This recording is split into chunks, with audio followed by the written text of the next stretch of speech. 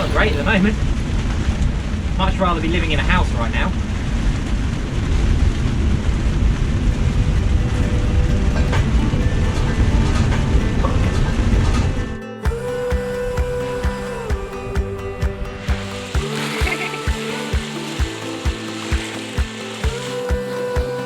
In the last 4 years since leaving England, we have crossed 2 oceans and sailed over halfway around the world.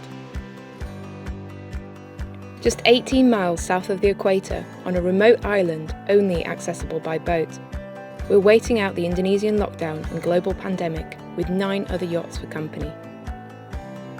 This is Isolation Bay.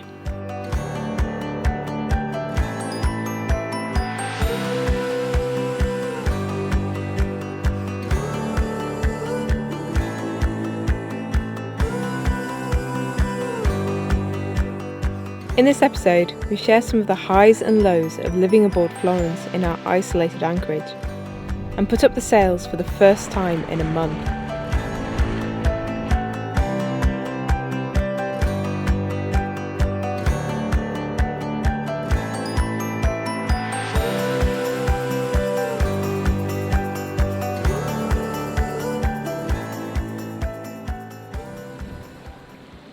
It's a breezy day here today in Isolation Bay. You know you're in for some bad weather when the local fishing boats all come in to take shelter. They really know their stuff, the fishermen. Everywhere in the world we've found. If you want to know what the weather's going to do, you ask a fisherman. We don't have a weather forecast or a connection to get a weather forecast down here, so we're looking at the sky, but also counting how many fishing boats are coming in. And now 4 big fishing boats are coming, so it must be in for a bit of a blow.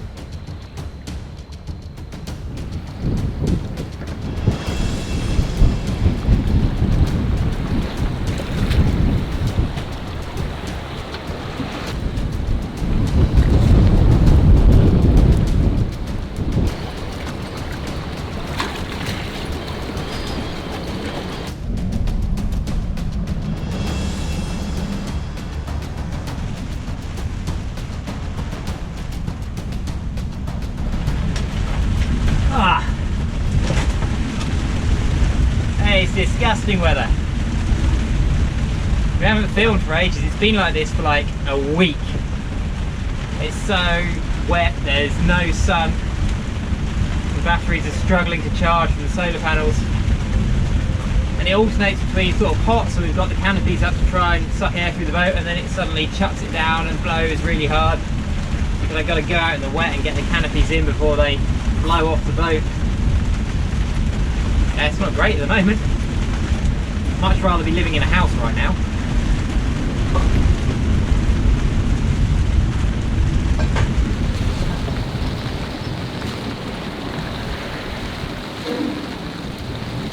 It's not always sunny in nice calm anchorages.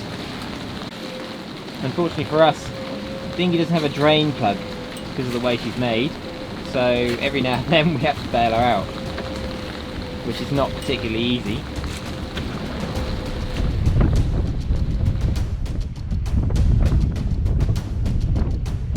In weather like this, we're often stuck on board and unable to get ashore for days. So whilst it's chucking it down outside, there's a bit of creativity going on inside. Yeah, the last couple of days the batteries have got a little bit low, and too low really for us to be charging 2 laptops and video editing. So I've had to find some ways of entertaining myself which don't require any energy. And it's given me a good excuse to get my paintbrushes out again. It's been a while. I always used to think that we'd have a huge amount of free time available on board, but normally by the time we've finished planning where we're going, maintaining the boat, filming stuff and video editing, we don't actually have a huge amount of free time, so it's really nice to just have a bit of forced downtime. It'd be nicer if it wasn't chucking it down outside. Yeah, it would be, but trying to make the most of it. We should be used to it from England, shouldn't we? Mm-hmm. Nearly 4 years away has meant we can't cope with rain anymore. Yeah, I have to say this weather is not making me homesick. The video footage does not do justice to the constant motion of the boat in these conditions. Added to that, the only fresh food that we've had delivered turned out to have passengers in the form of maggots in the aubergine, caterpillars in the broccoli, and most of the eggs turned out to be rotten. And there is no chance of any further supplies until this weather calms down. This weather is also preventing us from visiting another anchorage where we can get a phone reception to call home, and we're anxious to check in with our families. So life on board this past week has been more endurance than enjoyment. As the weather started to clear up, we spotted the fishermen heading back to their boats, a sure sign of better weather coming. Hopefully tomorrow we'll be back to equatorial sun and blue skies.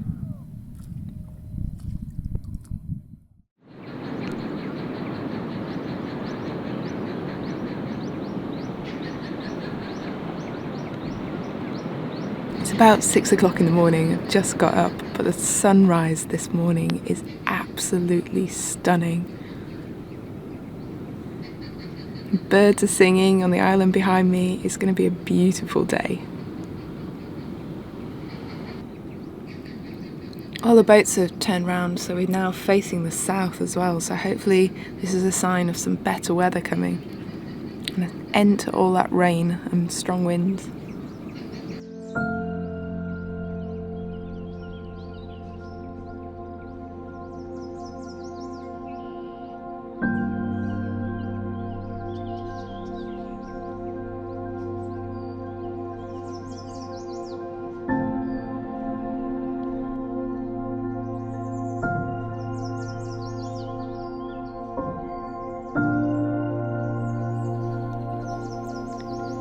Living on board Florence is a life of contrasts. There are times when we would give almost anything for a night on land in a house, and we wonder how much longer we can cope with living on a boat. And there are times when we wonder how we could ever give this up and go back to living our old lives on land. The fact is that we need the low points to highlight the highs in our lives. If it was not for the last week of bad weather, we would not truly appreciate how special today is.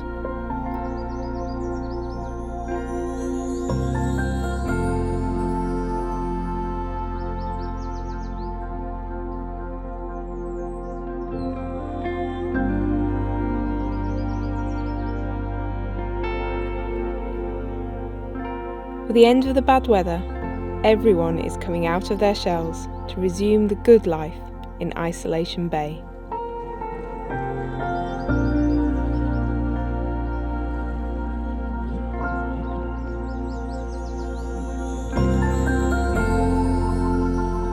On days like this, our life is like a holiday, and the stresses, worries and frustrations of bad weather, rotten food and boat maintenance pale into insignificance. Sailing has taught us that no storm lasts forever, and if we can endure the hard times, then great times will follow.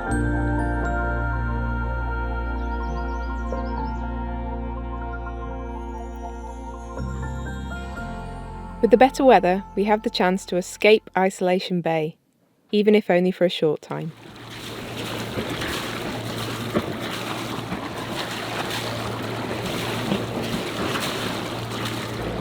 We are motoring out of our little Isolation Bay. The first time we've been anywhere in nearly a month. And we're actually heading just 20 miles north up the coast. We're going to anchor off a village where there is a phone mast, because we have not had any contact with the internet for nearly a month. No phone signal, no nothing. And the only snippets of news of what's going on in the outside world we've heard, things that other boats who've done a similar thing to what we're doing have just come back and given us little tidbits about what's going on. Haven't spoken to our families for nearly a month, so we're really looking forward to getting up there, talking to our families. We're a little bit nervous about what we're going to find, what's going on in the world, because we've just been cut off for nearly a month. Unfortunately, there is not enough wind to sail. There's only about 3 knots of wind, and those 3 knots are coming from exactly where we want to go.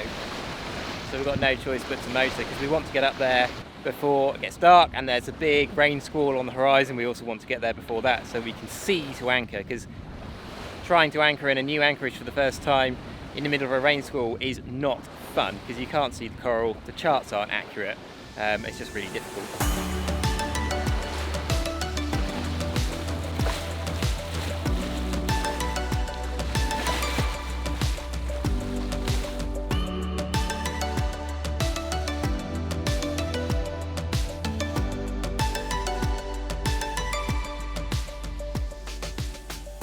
We've come up to the town of Telo. We've been asked not to go ashore and to limit the amount of time that we spend here, but we are allowed to anchor off the town where there is phone reception.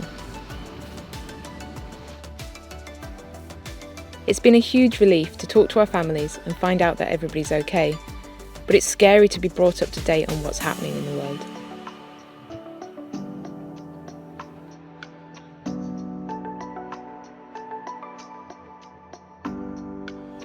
Well, what a difference a day makes. Yesterday it was upwind, motoring in rain. Today we've actually got some wind, so we've had a really good chat with our families back home. We were just up here for just less than 24 hours, and now we're heading back down to the anchorage, so we're going to go back into isolation for a few weeks before we come up here again. And thankfully we've actually got some wind, so hopefully we'll be able to sail all the way back, save a bunch of diesel, and it's a lot more fun this way.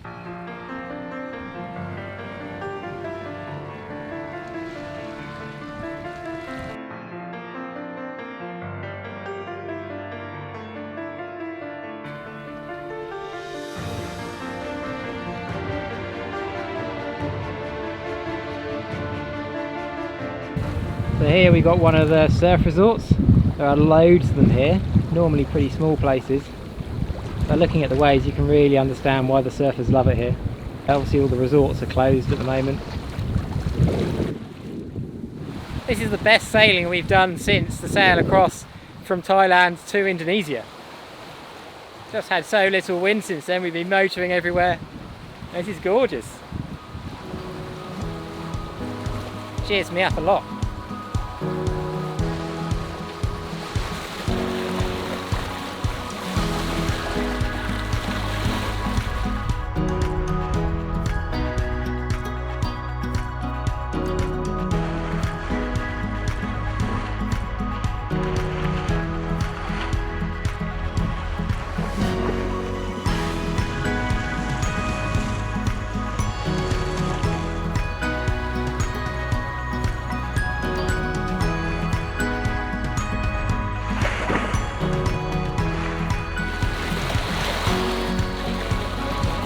It's so nice to sit in the shade and look at the mainsail with the sun coming through it and not see hundreds of like tiny little holes where the material had got weak and was about to tear.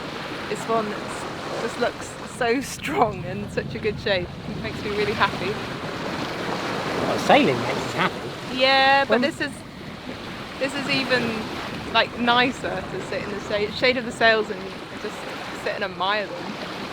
Last time we had wind to sail properly was sailing from Thailand across to Indonesia, which was, what, 3 months ago now? Yeah, quite some time ago. Oh, we've had patches of wind, but yeah, nothing really consistent. But today is just A glamour. Glamour day for sailing. Champagne sailing conditions. Yeah. Closest we've got to champagne in a very long time. Yeah. Now the observant among you may notice that we don't have a dinghy here on the foredeck or towing behind us at the moment. One of the few negatives about our dinghy is the fact that when we've got her on board on the forehatch, because of the daggerboard case in the dinghy, we cannot open the forehatch, so it gets really hot inside. We can only open it a little bit. And we didn't really want to tow the dinghy all the way up to the internet anchorage and back because we had some quite bad weather on the way up. So we just left her on the shore upside down, so hopefully she's still there on the island when we get back.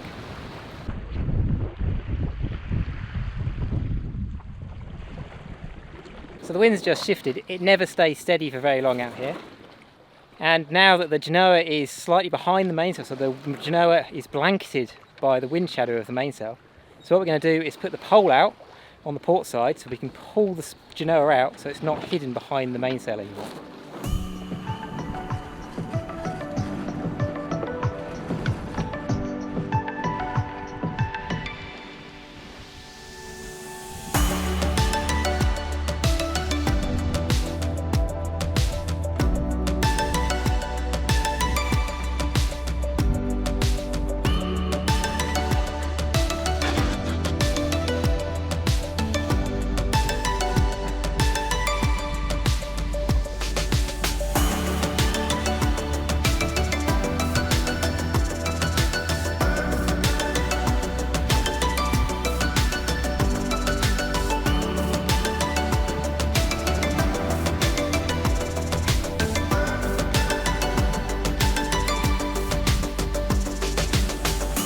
We're heading back into isolation, with no clear idea of how long this crisis will persist, or when international borders will reopen. Our voyage is on hold, but we're grateful to have a safe anchorage in which to weather this global storm.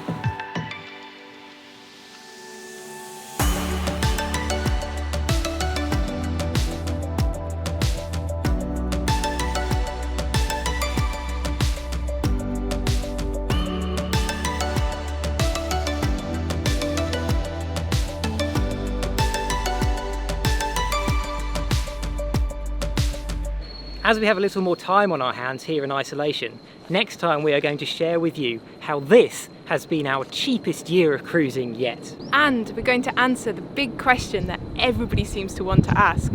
How are we out here and funding sailing around the world in our 30s?